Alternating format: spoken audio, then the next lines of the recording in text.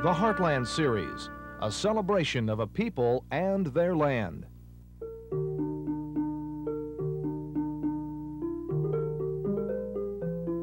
East Tennessee echoes their names, plays their songs. They set in motion a way of thinking and doing for an entire region and form the cornerstone of the East Tennessee character. I'm Bill Landry. Join us as we celebrate the Irish today on the Heartland Series. They were driven by their love of freedom. Two groups of people from the same land. They became the pioneers of our land. For centuries, beginning in the 1100s, English monarchs had tried to dominate the people of Ireland with little success. Then in 1610, the English founded the plantation of Ulster in Northern Ireland, where it was hoped English influence would spread. From the lowlands of Scotland, a coarse, headstrong breed came to Ulster. These people would become the Scots-Irish.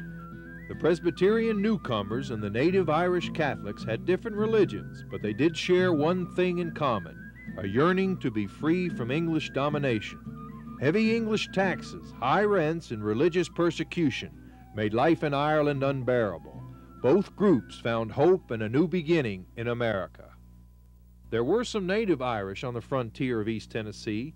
They were ambitious, with a flair for politics and a deep love of music.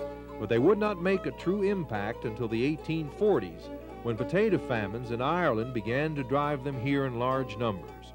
Instead, it was the Scots-Irish from Northern Ireland who dominated the early years of East Tennessee. They were the people who cleared the land and established the homes, the homesteads. They tended to be small farmers, so they would have dairy cattle as opposed to beef cattle. They would have pigs, very common. One of the things that appealed to them was that the mountains were very much like home. They looked very much like Ireland, North Ireland, Scotland. They brought to the mountains of East Tennessee a love of education that was born out of a strict Presbyterian faith.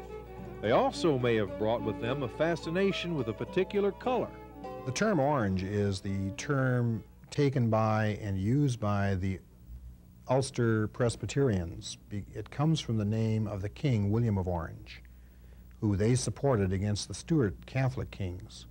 And when William of Orange defeated the Stuart kings, that sealed forever that whole political battle. And they celebrate regularly that victory. The wearing of the orange? The wearing of the orange, right.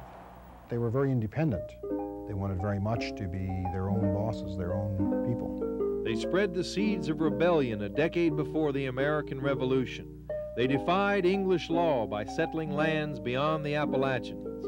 When war finally came, they were ready to face their old rivals, the English.